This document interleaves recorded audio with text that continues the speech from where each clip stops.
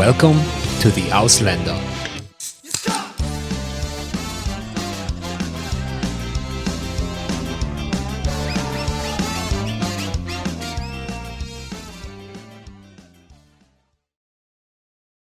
So, welcome to a new episode of the Ausländer. Today, I'm really happy to have here Nanda with me. She is originally from Brazil, but actually, you already raised up in Germany. So today we have a little bit of a different story. Let's say like this. It's not this amount of people who travel so much and goes from one country to the other. Actually, Nanda lived in two countries, but you are from origins Brazilian, from family a lot. I think a lot of your family still is in Brazil, as far as I remember. But you raised up in Germany, and I think the conversation today might go more in the direction of growing up as a kid in another country and still having an origins that are different from the country that you are living still and you raise up. And welcome, Nanda. It's a pleasure to have you here today. It's a pleasure to be here. Thank you. As I was saying, you actually were born in Brazil? Yeah, I was born in Brazil, yeah. And then moved to Germany at what age? At 7, I guess. Mm-hmm. So you still lived, I mean, you remember Brazil. It's not that you moved when you were, Brazil, okay. Yeah. Which part of Brazil are you coming from? Salvador. Mm-hmm. But I also have family like in the middle of the country, the countryside more. So my family is widely spread. But I was born and raised in Salvador for the first 7 years. And how it comes, like afterwards, you ended in Germany, your parents moved. I mean, at the end, you don't do this movement alone, so that's for sure. Yeah, my parents moved here because my dad is half Brazilian, half German. So he was living in Brazil when he met my mom, and so we stayed. But then they talked about the future and the future of the family and decided to come to Germany. I think I was talking to my husband today about this. I think that we moved a little bit earlier too. I think the first time was when I was 5, and then we returned. And then, I don't know, this is something I have to talk to my parents about, actually, because I don't remember, but the final move was when I was 7. That's interesting. So it is funny because at the end, I mean, I had other guests who move at really early stage of their life, which is, it's not the most common thing, but it still happens quite a lot. So, and it's funny because the majority of them remember the fact of arriving to a new country or to start school or really specific things, but the generic movement itself in the period between until 8, 9, 10 years old, I would say it's not until where you really realize you're living somewhere. No, you live with your parents, and the fact that you don't have probably much more circle around yourself than your family. I suppose it makes that happen. Back and forward, like you already started in school in Brazil at the age of 7? I started preschool because in Brazil it's a little bit different. You don't have kindergarten like in Germany. You have preschool, so you start preschool I think at 4. So I started preschool, and you already get to do simple math and learn how to read and write. So I already knew this stuff when I came to Germany. And when I came to Germany, my parents were like, okay, she's like 7. That's the age for first class in Germany. What are we going to do? Because she doesn't speak German. So they actually just took me to the school and talked to the principal. And he was like, yeah, can she read? Can she write? And can she do simple math? He gave me some simple tasks to do. And I could do all of this. So they decided to just put me in school without any language knowledge whatsoever. So I went to school without speaking German. So you remember that being hard in the sense of like, I mean, I suppose classes itself, for sure, if you don't speak a language, it's like, okay, what are they talking about? Yeah, so I remember it being hard in the fact that I think first I didn't speak the language, and second I think it was a time where there weren't much POC in Germany in general. So I was the first POC student in class, but also like, I wouldn't say at school, but like maybe in the whole first class level. Okay. So that was pretty like a little bit strange, because other pupils came to like look at me. Mm-hmm. Yeah, so this was a little bit hard because I didn't speak the language. Just so many people coming to see the Brazilian student. Yeah, exactly. That was like strange. Yeah. And in fact, also that you don't understand them. So it's not only that you cannot communicate with them, but that everyone is looking at you because you are different from the standards of a 7-year-old kid, from the rest of the class. And in fact, you don't have any idea of what they are saying about you at that point of time. Yeah. Which actually leads to the second question in there, because I imagine that the fact, I mean, come on, it's a 7-year-old kid. If you don't understand a class, you still sit there, and it's mandatory to be there. So you sit there and that's it. But making friends, for example, was it complex for you to make friends at the very beginning because of the language barrier, or because in general, like? I would say yes. I think the good thing was that we moved to my grandparents' city. So they were already based there. So they had their lives, they had friends, and they could like connect us. So then they called someone up, like, yeah, you have like a granddaughter who's 6 or 7. Don't you want to bring her to have like a play date? And this made things really easier. Because I think for myself to just go to school, not understanding, not talking the language, that was really difficult. But I think it was a good thing that my grandparents were already there, so they could connect. The fact of having someone, it's having really, someone, really of having friends, and I was really good friends with a girl, a daughter actually of good friends of my grandparents. And we just could communicate like kids do, in playing and running around and stuff. But that was because my grandparents made the first step to invite. So the first barrier to a friendship.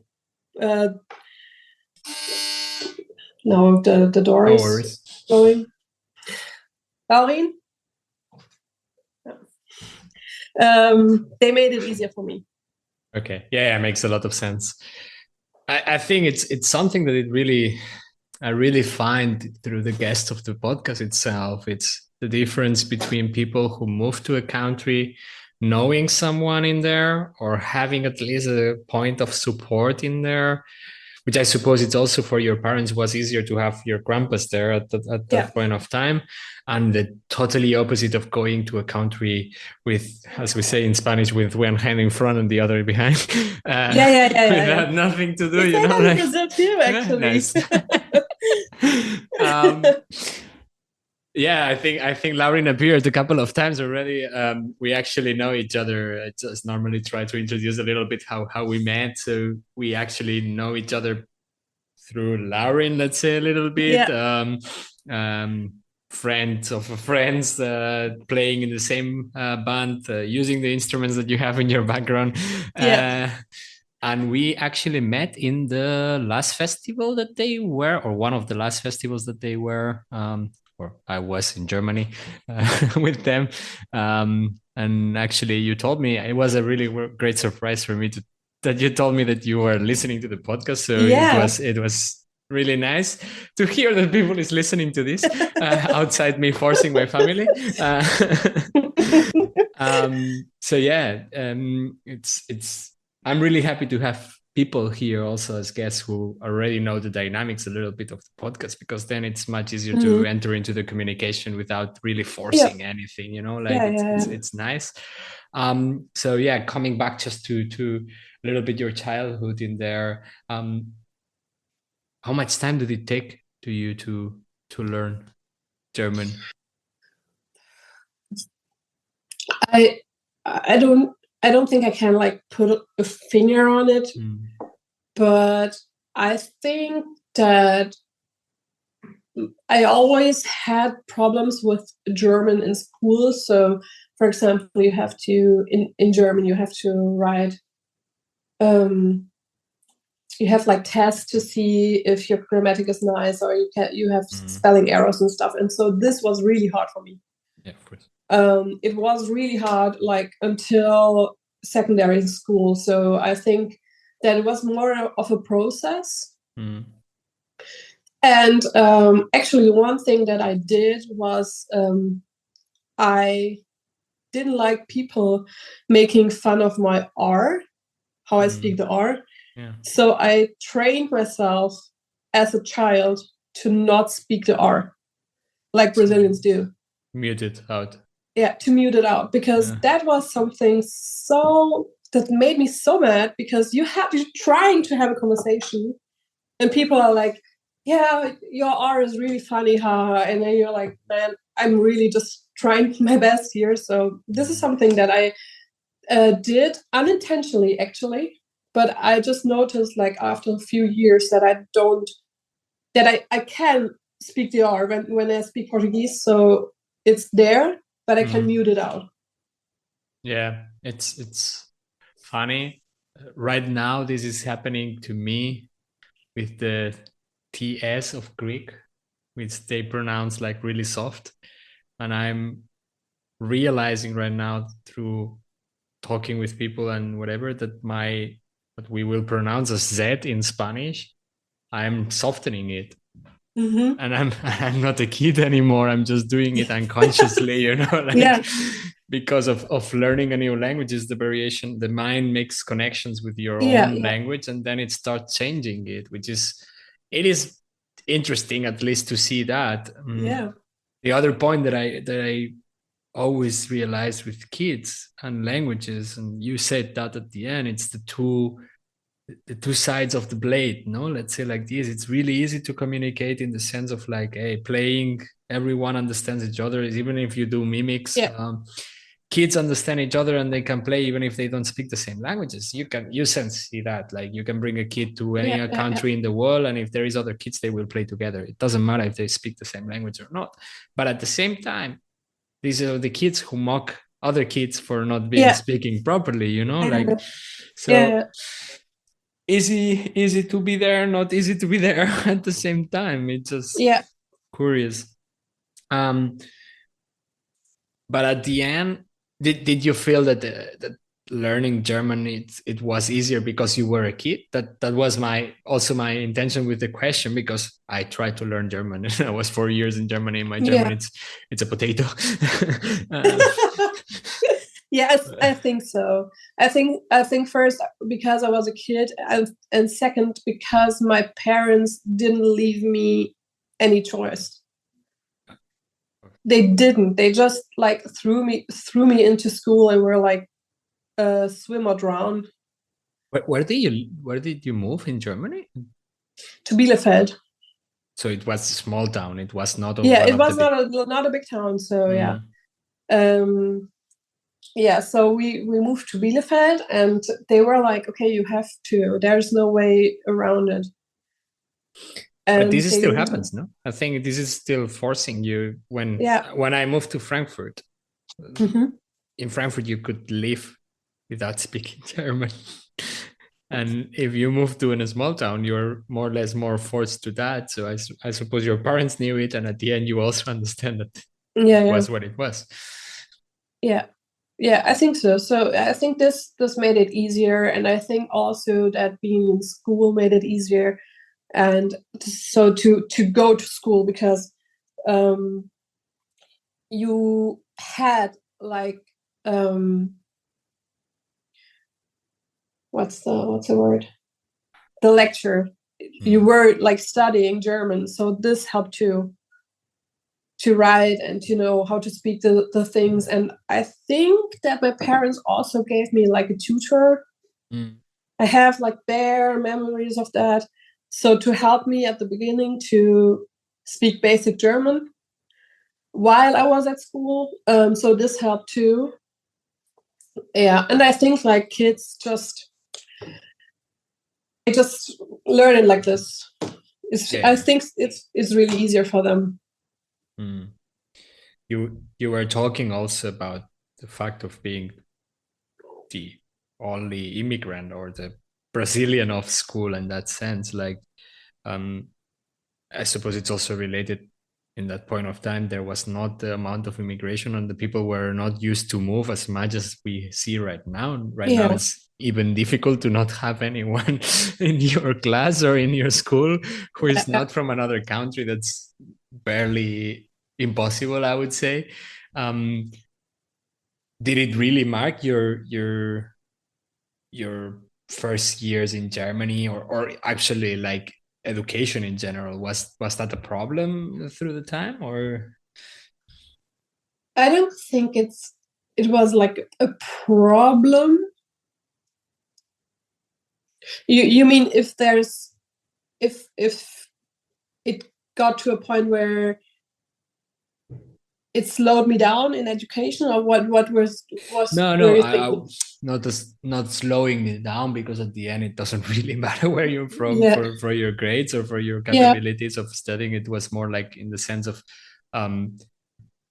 if that stopped you, or not you, but the other persons were more relentless on being friends with you because you were from another country in that sense, or that I don't think. When I think about it now, I don't think they were like scared or to be friends. There's like like there's racism, but I had like some in early years. I had like some problems with racism. I remember that in school, actually, I think there should be like second grade or stuff. You have to get a partner to walk to the sports class. So you have to take a hand and walk together.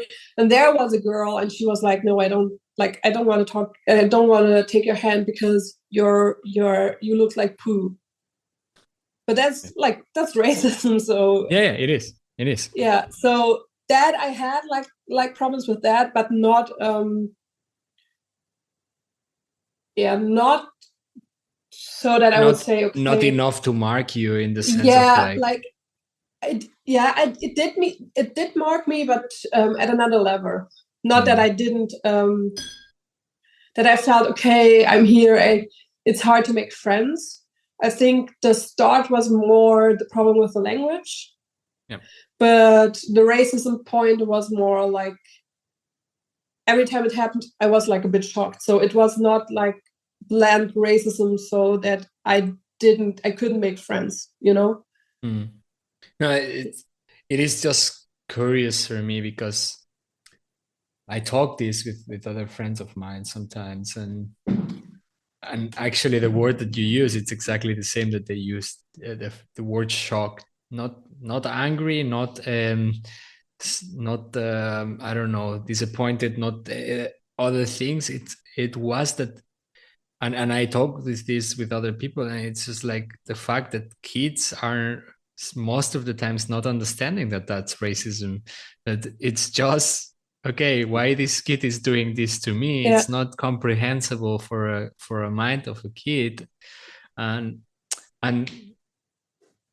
unfortunately, we still live in a society where racism exists, and it still exists. It was existing years ago, and it still exists. But probably when you arrive to Germany, and due to the fact that there was not a lot of immigrants and not a lot of POC people, as you said at the end, there was also integrated micro racisms and institutional racisms that were coming from the school, probably from the system itself. Yeah, and from the system itself, I had like a really big problem in fourth class, because when I was in school, in elementary school, they had to decide which secondary school you go to. So they wrote your parents a letter, and were like, yeah, you have to go to Gymnasium or Realschule. And they wrote in my letter, I had like, you did have to have like a 3 in German and a 2 in math, or otherwise, so to go to Gymnasium. And I was like exactly on the point from one school or another. And the teacher called my parents in, and she was like, yeah, I'm going to send her to Realschule because immigrant children shouldn't go to Gymnasium. What the fuck? Yeah, that was her reasoning for that. Great. Incredible. Yeah. So this I had like this experience, and like I think everyone was shocked. I think my parents were shocked, but there wasn't much that they could do, and they tried to fight it, but they were like advised, yeah, but if she has good grades, she can like climb the school ladder, so go from one school to another. And this is what happened at the end. But it could have been easier if the teacher wasn't like racist. Like racist, not completely racist. Yeah. That's exactly the kind of things that I was thinking that would happen. Like it's not only the institutions, but single persons who have a decision, because at the end, the problem of that is that you are a kid and you don't make the decisions at that age. And there is people in that environment and that system who will take decisions for you, who are racist, who are actually racist. And that's sad. It's really, really sad. Question, like maybe to close a little bit, like growing up and child, as you have a lot more years afterwards in Germany of university and climbing up the school ladder, as you said. Your parents, so you said that your dad is half Brazilian, half German. Did your parents raise you up in a more, as we would say, Brazilian style, like a traditional Brazilian way of raising up? I suppose you still speak Brazilian Portuguese at home. Yeah. So I speak Portuguese with my mom, actually. I don't speak it with my dad most of the times. But Laureen told me once that Portuguese is like my emotional language. But I think it's really interesting, because he said that he didn't observe me switching from person to person, but switching to Portuguese if it's a really emotional topic. I know. I still insult in Catalonia. Yeah.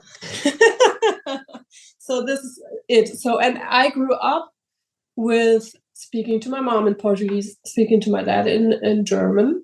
But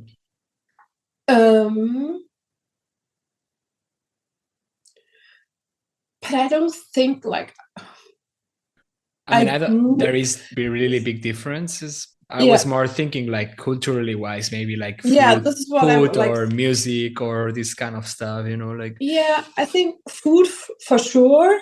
Food always played a big role. I think also because my parents were friends with many Brazilians.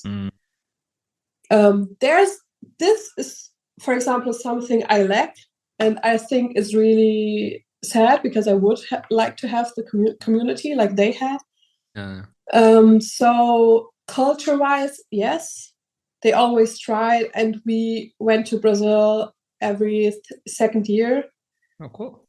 Yeah, to try to keep the roots. And my my aunt, the sister of my great grandma, she came when we didn't go. So one year we went, the other so there way was always someone bringing. So there was always someone at home to speak to Portuguese to, and she always brought the culture. So food and music, and for me, knitting, everything you can do with your hands. She taught me, and this is also like a big cultural part because it always reminds me of home. Yeah. So if I do this, then I always think of Brazil. Yeah. So this part, yeah, I think that my parents tried to divide it a bit. Like my dad being the German part and my mom being the Brazilian part. Yeah. I mean, it still makes sense, no? I think if your dad can reinforce the language of that you are trying to learn while your mom can keep the language that if you don't speak with anyone, probably you will lose. I think it's a good balance at the end that you have something like this. Yeah. And that your parents still cook a traditional Brazilian food, it still makes a lot of sense if you compare it to German food. Sorry about that, but generically, I could survive my life with pão de queijo and not with German food. That's for sure. Yeah, did this mark your rest of your life? Like you still feel Brazilian because you spent most of your life in Germany at the end. Like it's that your feeling? That's a really interesting question because I feel sometimes I feel German, sometimes I feel Brazilian, sometimes I feel neither of that. So it's a really hard question to answer because here I will always be Brazilian. It doesn't matter if someone I talk to in the street, if there's my friends, I will always be Brazilian. If I'm in Brazil, I'm 100% German. And that's really hard for me because for me, it's good to feel half-half, but I see both parts in me, but the other person don't. They don't. They just say, okay, no, you're German. You're really German. Like I was talking, I don't know, I think to a cousin, and they called me, and I was like, yeah, did you like? Why did you call me? Did you want to talk, or do you have like something special? We can just talk by just asking. And she said, this is a really German thing to ask. Someone's calling you. Well, what do you want? yeah, it is. Actually, it is. But it's also normal. I also do it. And I haven't lived the amount of, I mean, right now I'm living in my third country, and I think I'm starting to grab things from Greece also in that sense. It's if you are open to the culture and the country where you are going to live, you end being more or less in a sponge of these kind of things and grabbing stuff from it. So it still it happens to me also when I go back to Barcelona, that they tell me, oh, this is really German mindset way of doing it. But at the same time, I grow up in a country, and for me, the friends who are in Barcelona or the people who are in Barcelona, they know me as Catalan, and then I moved to another place, and then when I come back, I'm still Catalan. So the identity doesn't vary that much. But the people who you met in Brazil right now, for example, for them you're German probably, Yeah, 100%. And in Germany you are not enough German to be Yeah, German, and yeah. For which is example, a really Brazilian thing that I do is telling people, giving people compliments or telling them that I love them, also to friends. Yeah. And I noticed that my friends are often really awkward about this. So they have like they did like a really awesome thing, and I go and say, I'm really proud of you. That was awesome. Yeah. And I noticed that the German friends, they're like, yeah, thank you. But it's like a bit awkward. Yeah. And the thing that I have the most problem in Brazil is the Brazilian time management. Because when I went with Lauri. Okay, so we are back after a technical break. It was not the break that we wanted to do, but the internet connection just decided to stop the meeting. You were just saying that actually, so you said what it was the most awkward situation that, or the most awkward for German people that you have as being as Brazilian, and you just or before the internet decided to cut you, you were just saying that in Brazil, actually, where it's more awkward, it's the Brazilian scheduling or planning of things. Yeah. So I was telling you like an example. We were in Brazil, and I had friends, and they were like, "Yeah, so we're coming from work, and then we'll take a shower, and then we can go out to eat." And like 8, the latest 8, we're ready. We're at your door at 8. So we wait, and then 10:30, I get a message. So now we're on our way. 10:30 at night, and we were so hungry because we were like, okay, they're here at 8, so we have to wait with food so we can get food together. And then they were like, okay, 10:30, I'm on my way. And actually, my grandparents were in Brazil at the time because my grandma is Brazilian. And that was another funny thing because she's Brazilian, but she lived in Germany for so long that she found it also difficult to handle. Yeah. Because first we're like, 10:30 is really late for you guys to go out. And I was like, no, like I'm nearly 30 years old. I'm going out now. Bye, grandma. Yeah, I feel you. I'm a really German person in that sense. I'm really organized in schedules, and I'm really the person who arrives on time to absolutely everything. And it used to happen to me when I go back to Barcelona, the Mediterranean style of doing things a little bit more or less unplanned and arrive whenever you are. And now that I'm in Greece, it's even more extreme, this thing, like they do whatever they want, whenever they want, and they arrive whenever they want also. And this sorry but not sorry that comes after, like, sorry I'm late, but I'm not really sorry because I was doing other things, like it's still difficult for me to deal with, but it's what it is. Not much you can change. So yeah, besides all of this, you said before that actually you climb up into the schools system of Germany, which for me, it's really a nightmare system to understand why people is deciding your future at a really so early age. But eventually you arrived to a point, so you ended going to gymnasium as far as I understood, or? Yeah. Mm-hmm. And I went to gymnasium and got my Abitur. Mm-hmm. And started studying political science and public law. Nice. In Heidelberg in Mannheim. or Mannheim. Mm-hmm. Nice. And you're currently working as a political scientist, or?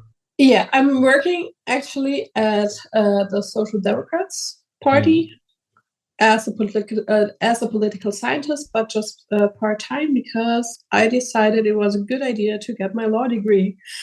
Oh, nice. Yeah. Yeah, I'm not so sure anymore. And talking So about yeah, complex systems, yeah, becoming a lawyer in Germany. Where? I'm studying to get for the German bar that I'm taking in September. Okay, So yeah, not bad. Good luck with that. It's complex. I know. I have friends gonna need it. who did it, and it's a complex. I think it's just like really, really complex exams and difficult It's really process. hard. Yeah, it's really, really hard. Yeah. Nice. Yeah, I have the typical questions, which are like typical, like most hated and most loved things of the country. But at the end, it's both of the countries where you lived are actually your country because you lived enough to feel yourself as part of it. You know, Yeah. like. So I don't know if that's the typical question of more like a person who lived for 3 years in a place. Although I have a question that I haven't asked in quite a lot, some episodes, I think, and it's would you you're fully established in Germany, as I know your husband is there and your life is more or less around there. But did you ever at some point consider going back to Brazil even for some time in the sense of living there for some years or We actually considered it. There's like when you get the German law student system. So university is like you have to do university, and then you have to do like 2 years Referendariat, which is like apprenticeship, like something like that. And there is like 3 months where you can go abroad. Yeah. So we thought about it. We spoke about it. We thought about it. Going back forever, I can't imagine that. Because I'm really, really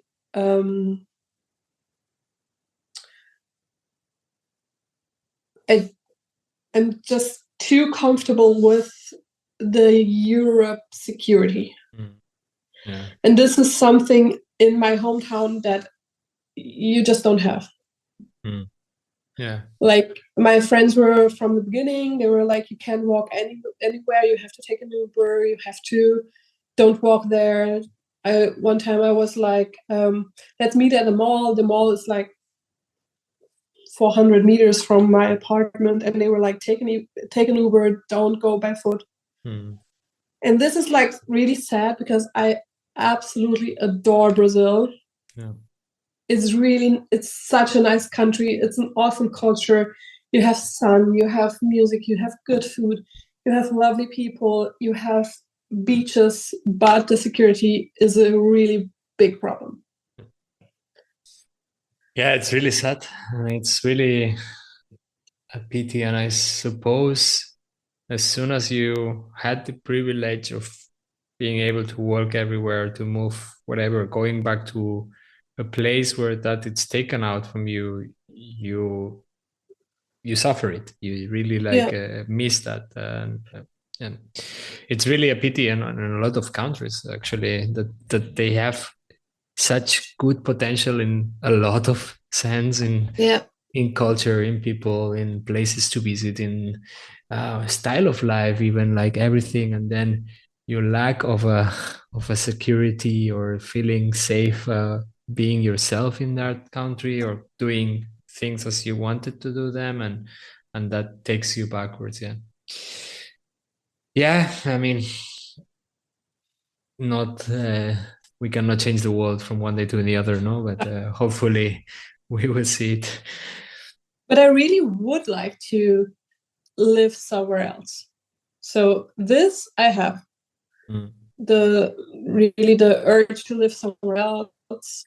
We are also talking about that. I'm really a fan of London. My husband not so much. That's a problem. That's a problem to find like a city where both think, okay, that's a city I really want to live in. And I'm I really enjoy the big cities. I love Amsterdam. I love London. I adore New York. And my husband is a nature kind of guy. Yeah. And that's difficult to find a balance, I know. Yeah, that's difficult because we're going to Spain for vacation, and he chose like a place to go, and I was like talking to him before, and I was like, we can't go in the middle of nowhere. We have to go somewhere where there are people we can talk to.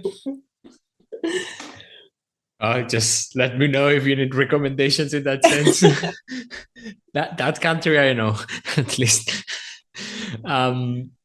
Yeah, actually, it is one of the things. At the end, life does a lot of turnarounds, and you never know where you end. But when you want to choose a place that you freedomly, like in your, you have the whole world and you need to choose a point, that's more difficult than doing what I did until now. For example, no, we are also talking with my girlfriend about next steps after Greece, what will happen afterwards. And yeah, I mean, we have more or less an idea of what we want, but it's of course not definitive, etc., etc. And until now, it has been really comfortable. No, I don't know. I have a job in Germany. I go to Germany. My girlfriend finds a job in Greece. We move to Greece, and I'm just following whatever it comes and then adapting to what it does. But finding the perfect place, and especially if your personalities or your comfort areas are not exactly the same, it's even more difficult, definitely. Yeah, but I think that it also depends on work.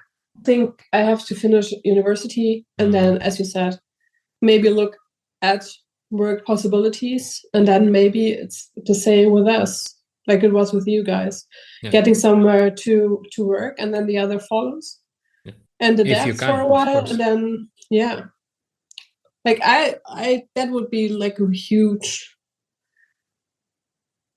wish that I have for us and for myself to live somewhere else for a while, at least.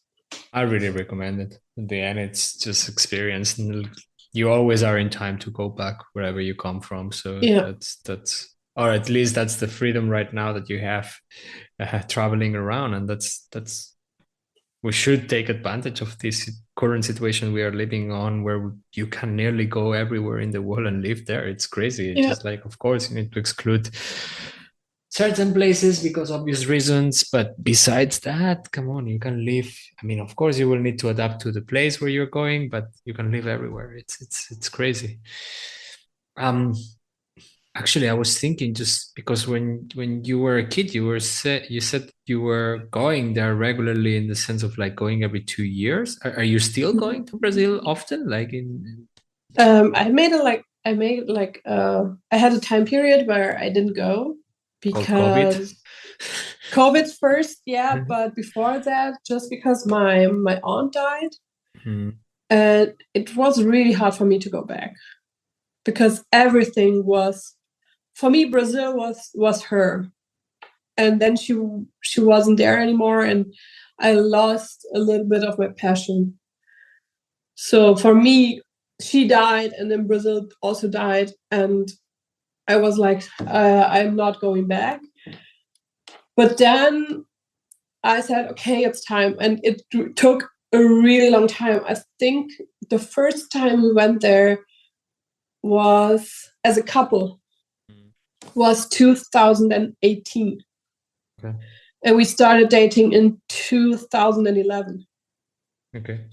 And she died in 2010. So it took me 8 years to be able to go back.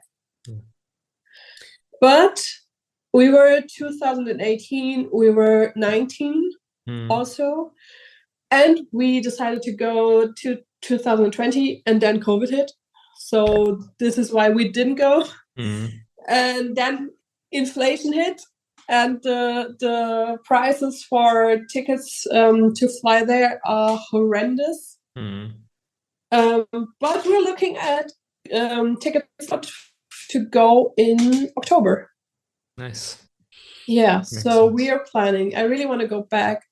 I miss my cousins. I miss the food. I really, really, really miss the sun.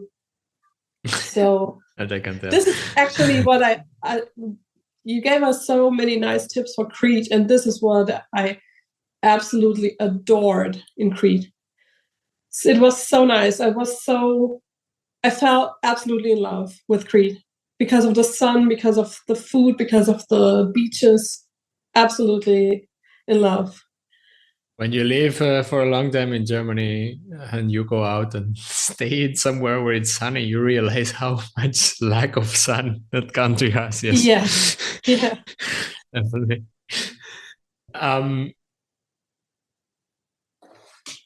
Although you were also saying something before that I wanted to ask you at some point of time, because now you said that when you go back to Brazil, of course, you reconnect with your family there, with your culture, with your absolutely everything, the food, everything that you have. And that's possible because you know people in there and you have the connection in there. You said that your parents had more like a group of Brazilians around, and I suppose times also change, and people stop thinking more in the sense of okay, I'm immigrant, I only do my life with other immigrants from my country, but more like a random style, let's say like this. You said that you don't have this circle of other Brazilian people, and that you were missing that a little bit in Germany. The thing is that I have some connections. I'm for example, there's a WhatsApp group for Brazilian women in Rhein-Neckar, so in the region where I live in. But they're all, or most of them, in another life stage. So often they're either older, or they have little kids, or they are pregnant.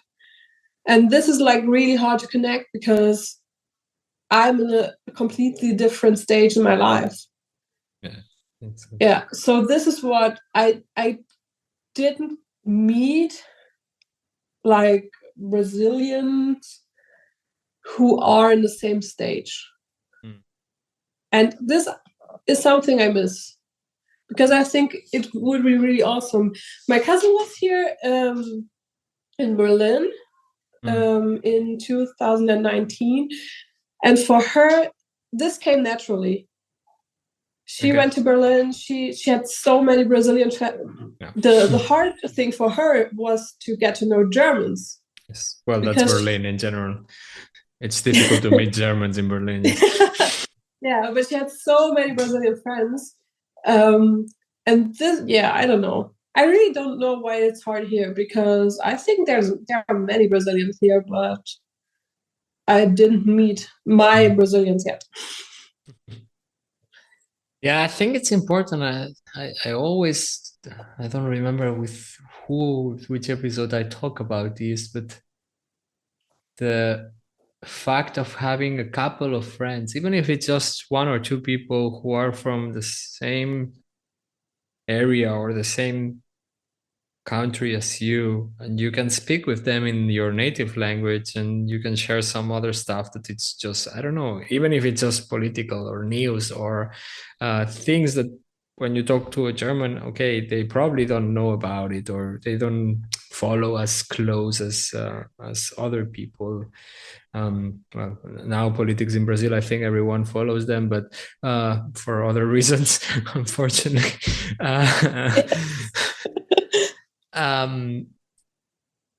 And it's really, it makes a difference. We know two Catalans here, for example, two guys who are Catalans, and they are from Catalonia. And that makes, for me at least, it makes the thing of being able to speak from time to time Catalan. And that can make my day, it does make my day sometimes. Yeah, of course. And I also get this feeling, for example, when I go to vote, I have to go to vote. Or in Brazilian, there's it's mandatory to vote. So I have to go, and I went to vote in Frankfurt. And it's a whole event, because all Brazilians from Baden-Württemberg and I think Rheinland-Pfalz and Hessen went to Frankfurt on this day to vote. It's a whole thing. And this is the moments where I really miss my people, standing there, talking, joking around. talking about where you're from here and there. So at this moment, I really miss it. I actually do miss it, but it's not that easy to get to find them, actually. Make the connection, of course. Yeah. Well, I suppose it needs time, and at the end, it's just like keep trying, no? Yeah. I actually I never met. I'm thinking about. I never met another Brazilian law student, for example, or at uni in general. Yeah. Not yet. Well, it will come probably. I hope so. Sometimes I walk here in my street or in my city here, and then I see a Brazilian flag, and I'm like, oh, okay. Maybe I should start like shouting Brazilians. To them. Nice. Yeah, I've missed I had a question and it just fly away from my mind. Great, that's cool. I was just thinking on the. You said that you don't have Brazilians, or you didn't met any Brazilians studying in law right now or in university itself. I suppose in work environment you have exactly the same. No Brazilian people at the end. Do you have any way to keep connected to Brazil right now, in the sense of like, okay, from time to time I cook this dish because I want to remember things, We have like a tradition that we go when we are on vacation.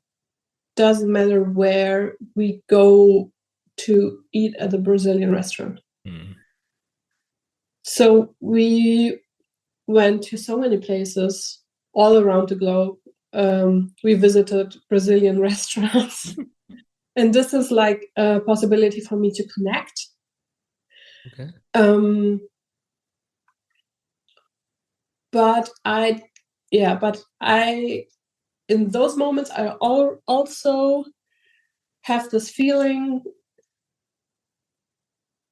sometimes that I don't want to show that I'm Brazilian.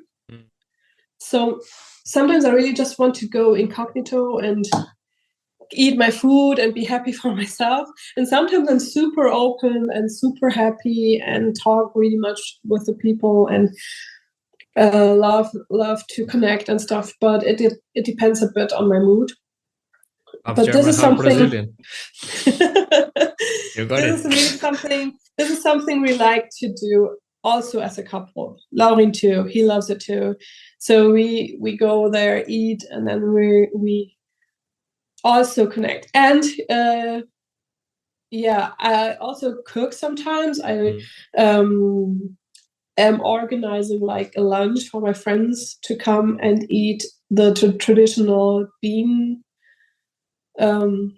Brazilian lunch. There is bean and rice. So this is what I do, but not that often, to be honest. Yeah, because it takes some time and life is stressy. But yeah, this is something I do to connect. But I think I would connect even more with Brazilians. So, for example, this food. I love to share my culture, but for them, they don't connect with something. They don't feel it the way I do. Yeah. And on my mom's birthday, for example, we went to Frankfurt to get to the Brazilian restaurant. That was really nice.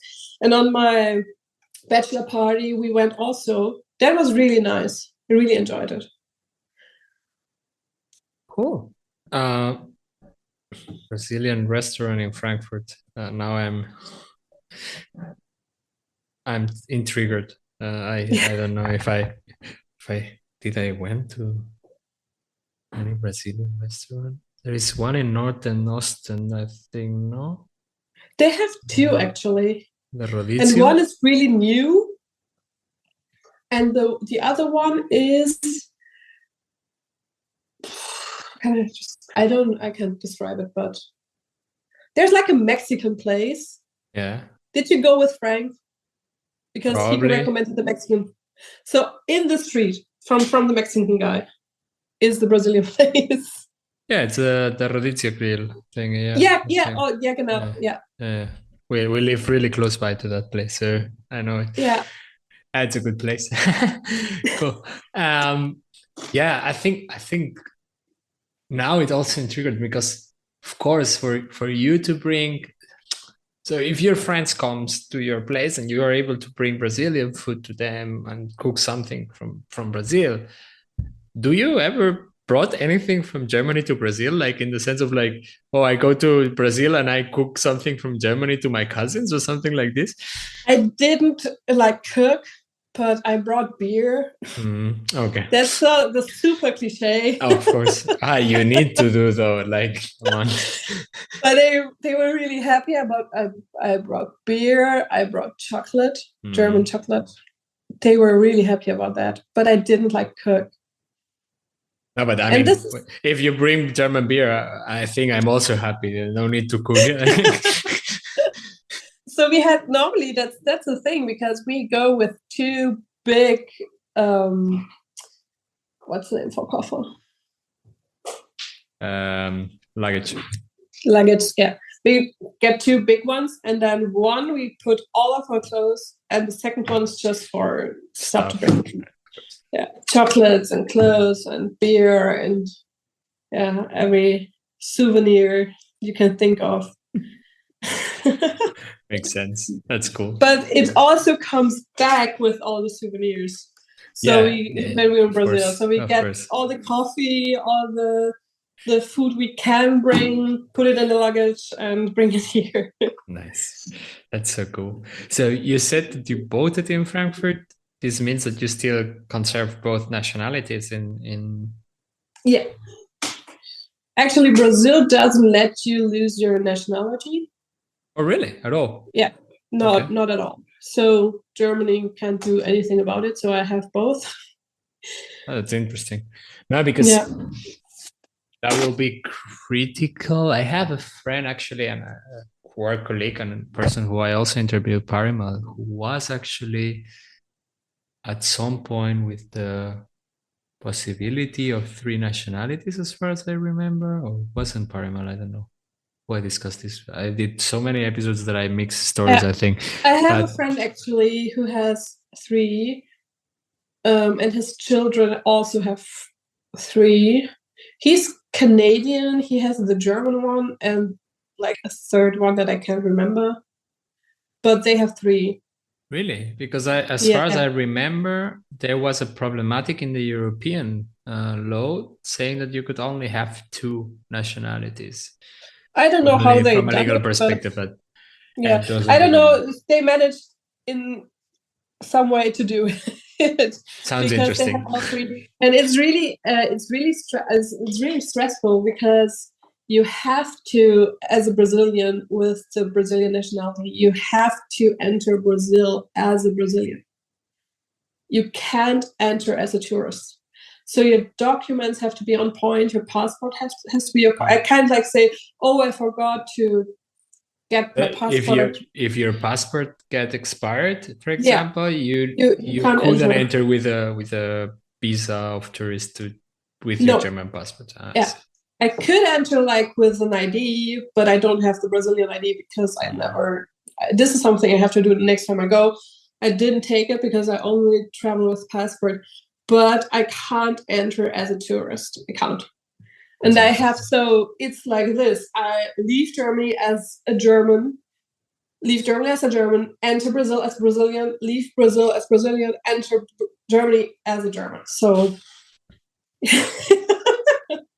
Nice. Well, at least you have the possibility. That's good, like it's something.